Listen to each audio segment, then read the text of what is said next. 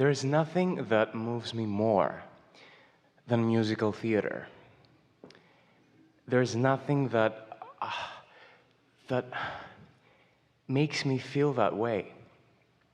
All of it or some of it? Depends, but... Because when it is really well done, it has brought you into the receptive mode at some point along the way. Yeah, and I call myself a storyteller. I don't like the word actor that much, because I'm Greek, and the equivalent word in Greek means moral creator, ηθοποιός. So I like that more.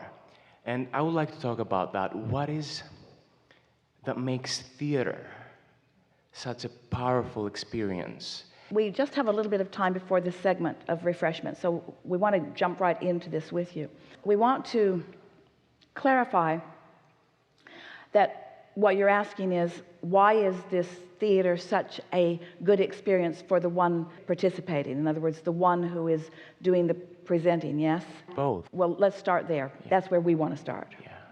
The reason is because in the assuming of a new identity, you are less likely to keep your own personal beliefs that hinder from becoming activated. In other words, the new identity makes your vibration purer. There's less conflict between who you are allowing yourself to be and who you believe yourself to be, because you have assumed a new identity. That's the reason that so many people can put on a costume and have a better time at a party. Jerry and Esther met a woman years ago who was teaching language to adults, not children.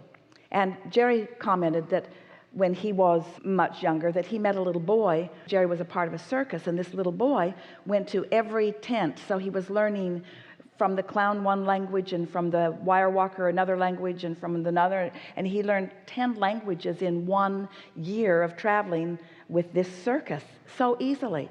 And he was commenting to this language teacher how children seem to learn so much more easily. If we'd been part of that conversation, we would have said, because children have fewer beliefs that are in the way of their desire to communicate.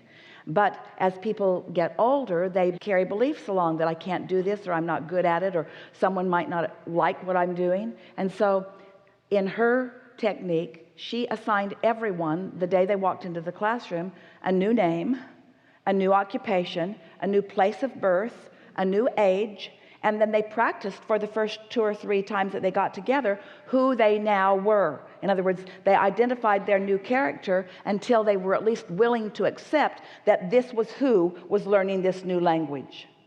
And her record of success with people learning these languages was so much greater than anything that she had ever experienced before, because there's something in being willing to assume a new identity that makes you less likely to present your old one. Now, we think it would be nice if all of you could just not go home. Change your identity, don't go home, don't go to work, don't do any of the things where people expect you to be who you are. And when you meet someone new, it's so interesting. Tell me about yourself, you say, and we say, no, don't do it. Don't tell them about yourself. Don't tell them who you've been. Present to them who you are. Don't mess their vibration about you up with everything that you've been living before. Don't let how you used to feel about yourself keep coming forward, because you're more now, you're better now, you're fuller now, you're broader now, you're more powerful now, you see. So that's why. Long answer, but that's why. Awesome. And one more thing. I also have this feeling of that speed that goes so fast when I sing and when I hear others sing. And I would like to talk about the power of the voice and how this instrument, the larynx, is so complex and can do so many things. And my real question underneath is, are there more things than we don't know? Yes, so many more. There's so much potential. Can we talk about that? And you know some masters who have accomplished things that seem unbelievable. But in every case, if you were to know them, you would know that they found some way of getting in the receptive mode, and that's just their dominant way of being, especially when they do that. In other words, that's what Esther is meaning. When she is preparing herself for you, she takes this very seriously, in that she knows that she is the vortex, through the valve through which you are going to hear the clarity of Abraham. And she wants to make sure that she's in that clear space so that what you want can be received. And she knows that she's not always like that, but when she comes to a situation like this, she makes sure that she does her best to be right there.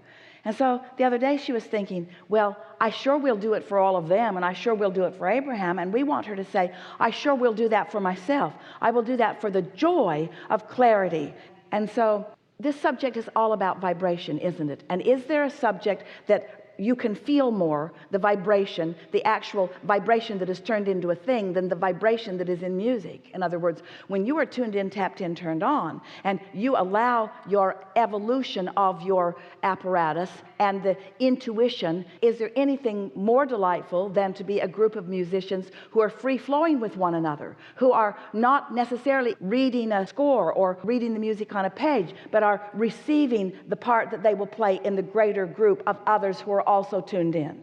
And often those people are together for a long time in those jazz groups or in those free-flowing groups, because they are allowing the broader perspective to flow through them. It's like the birds that are flying in the sky in a flock. They don't have a leader that's calling out orders and telling everybody where to get where. They are all in tune with that broader knowing, and that broader knowing is guiding the flock. And that's what is available to all of you. You have the ability to, in concert, work with all other humans on the planet. You have the ability to harmonize, just like you do in a vocal group, or just like you do with music, that your own singular voice with the music that is being played by some instrument. You all have the ability to harmonize, but you got to get into that broader perspective so that you know what the components are that you are harmonizing with. Ooh, you are so fortunate to be physical beings in this time-space reality, out here on this leading edge of all of this, getting to turn your magnificent thoughts into magnificent things and understand how it is done, so that there's no mystery, there's no injustice, there's no sense of not understanding what's going on. You just get to apply and see, and apply and see, think and feel and watch the results. This is a really good time for a segment of refreshment.